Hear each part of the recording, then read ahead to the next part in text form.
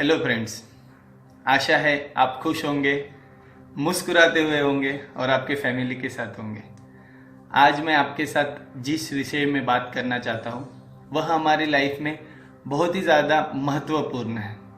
अगर आज आपने इस चीज़ को समझ लिया तो आज हम आपकी ज़िंदगी के ऑलमोस्ट 90% तकलीफ़ों को एड्रेस करना सीखोगे और उसे जीवन से हटाना भी सीख लोगे। ये चीज़ है क्या? ये चीज़ है एंजाइटी। क्या आपको पता है आपकी ज़िंदगी के ऑलमोस्ट सभी क्रोनिक बीमारियां, इनका स्टार्टिंग पॉइंट एंजाइटी है। ये एंजाइटी आखिर है क्या? इसे हम थोड़ा सिंपल तरीके से समझते हैं। हम इसे कहेंगे डिस्कम्फर्ट। क्या आपको ऐसा लगता है कोई आपके कंधे पे और छाती पे किसी ने वजन रखा है? क्या कोई आपका गला दबा रहा है? या आपको ऐसा लगता है कोई आपको पीछे से खींच रहा है?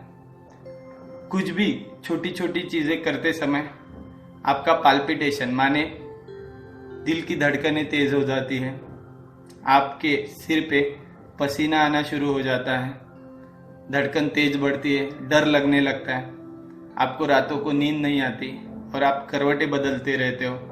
अगर हाँ, तो आप एंजाइटी का शिकार हैं। क्या आपको पता है anxiety is just a state of mind, और वो तभी आती है जब आपका मन और आपका शरीर आपसे खुश नहीं है। इसके काफ़ी रीज़न है। तो सबसे पहला रीज़न यह है कि पास्ट पेनफुल ट्रॉमा। कई साल पहले या कुछ सालों पहले आपके साथ ऐसी चीज़ें घटित हुई है जिसको आप आज भी लेके चल रहे हो। उस पेन को आपने आपके माथे पे पकड़ के रखा है। आपके साथ फिजिकल, मेंटल या सेक्सुअल एब्यूज हुई है और आज भी उस पेन को लेके आप चल रहे हो। अगर हाँ, तो यह रीज़न है आपको एंजाइटी आने का। हमेशा याद रखें, अगर आपको पास्ट के पेनफुल मेमोरीज से अगर एंजाइटी आ रही है तो उससे कुछ लर्निंग ले लीजिए, या ऐसा सोचिए what positive intention it has in my life, और उसके साथ आप पीस कर लीजिए, पीसफुल। तो वो क्या हो जाएगा? रिजॉल्व हो जाएगा और ये एंजाइटी हट जाएगी। दूसरा इसका कारण है प्रेजेंट ट्रॉमा या प्रेजेंट सिचुएशन। क्या ऐसी प्रेजेंट में कोई सिचुएशन चल रही है जिसके साथ आप कोप अप नहीं कर पा रहे हो? कई लोग ऐसे हैं जिनके पास जॉब नहीं है, किसी के पास करियर नहीं है, कई लोगों के पास पैसा नहीं है, किसी को ईएमआई का डर है। अगर हाँ, तो यह भी एक वाजिब रीज़न है आपको एंजाइटी आने का। अगर प्रेजेंट के इससे आपको एंजाइटी आ रही है तो क्यों ना आप प्रेजेंट को आपके ब्राइट करो, या ऐसे दोस्त बनाना शुरू कर दो जो आपको इस प्रेजेंट की सिचुएशन से निकलने के लिए गाइड करे और ये एंजाइटी आपकी हट जाए। तीसरा रीज़न है एंजाइटी ड्यू टू फ्यूचर। कई हमारे लाइफ में ऐसी घटनाएं चल रही है जिसके वजह से हमें हमारा फ्यूचर ब्लैंक दिखाई दे रहा है। होप नहीं है, हमें फेथ नहीं है, पूरा आंखों के सामने हमें ऐसा लग रहा है कि मेरा कुछ भी फ्यूचर नहीं है। कई ऐसे रीज़न है जिसके वजह से आपको फ्यूचर की एंजाइटी आ सकती है। इसे हम एंजाइटी, अनिश्चितता का डर भी कह सकते हैं। अगर यह आपको फ्यूचर का डर आ रहा है तो आप नए नए गोल सेट कीजिए और आपके लाइफ में होप क्रिएट कीजिए। इसका चौथा रीज़न है सेल्फ इमेज डिस्ट्रक्शन। क्या आपके लाइफ में ऐसी घटनाएं घटी है जिसके वजह से आपने खुद के सेल्फ इमेज को ही खो दिया है? क्या आप समझते हो कि आप बहुत ज़्यादा मोटे हो या बहुत ज़्यादा पतले हो, आपका वेट बहुत ज़्यादा है या बहुत कम है, या आप आपके डार्क कॉम्प्लेक्शन से परेशान हो या आपके गंजेपन से? और यह चीज़ों के बारे में सोचने के वजह से या लोगों ने आपको ओपिनियन देने के वजह से आपने आपके सेल्फ इमेज को डाउन कर लिया है? अगर हाँ, तो यह भी एक रीज़न है आपको एंजाइटी आने का। और अगर आपने आपकी सेल्फ इमेज को डाउन कर लिया है तो आज से ही आप आपकी सेल्फ इमेज को ब्राइट करना सीख ले।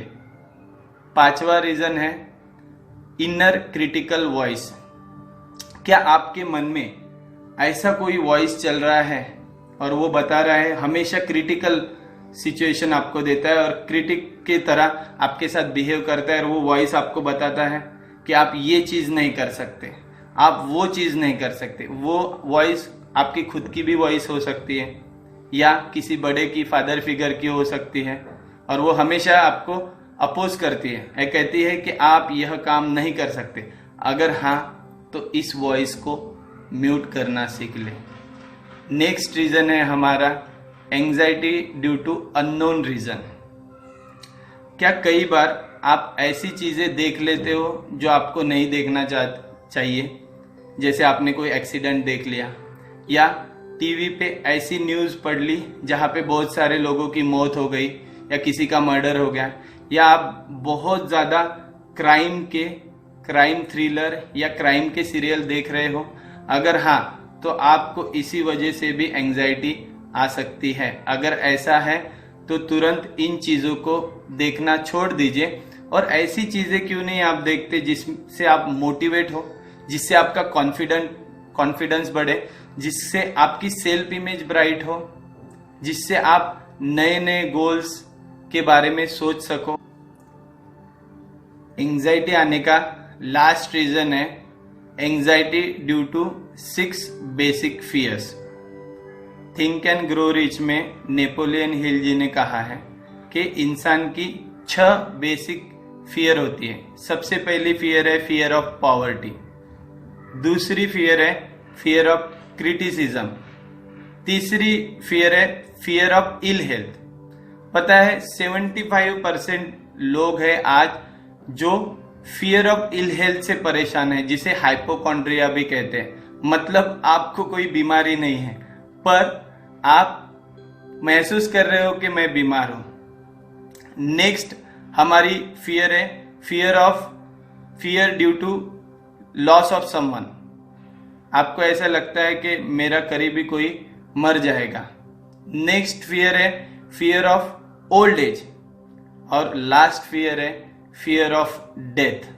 तो ये सभी बेसिक फियर आपको एंजाइटी दे सकती है।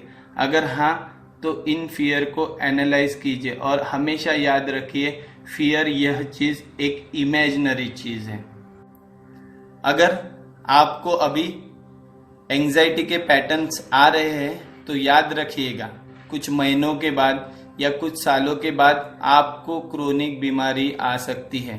वह बीमारी कोई भी रह सकती है, और वह क्रोनिक बीमारी निरंतर समय तक रहेगी। या अभी आपको कोई क्रोनिक बीमारियों से आप परेशान हैं तो याद कीजिए आपको एंजाइटी कब हुई थी। हमेशा याद रखिए एंजाइटी तभी आती है जब आपका शरीर और आपका मन आपसे खुश नहीं है और आपका खुद का इंटेलिजेंस आपके अगेंस्ट एक्ट कर रहा है। हजारों साल पहले भगवान श्री कृष्ण ने भगवद गीता के 6वें अध्याय में और 6वें श्लोक में कहा है, बंधुरात्मा आत्मनस्तस्य येनात्मैवात्मना जिता अनात्मनस्तु शत्रुत्वे वर्तताम शत्रुवतम। ऐसा मनुष्य जिसने अपने मन पे विजय पा लिया है, उस मनुष्य का सबसे बड़ा मित्र उसका मन है, और ऐसा मनुष्य जिसका उसके मन पे कंट्रोल नहीं है, उसका सबसे बड़ा शत्रु उसका मन है। आशा है आपको यह वीडियो पसंद आ गया रहेगा, और अगर ऐसा है तो प्लीज हमारे चैनल को सब्सक्राइब कीजिए। धन्यवाद।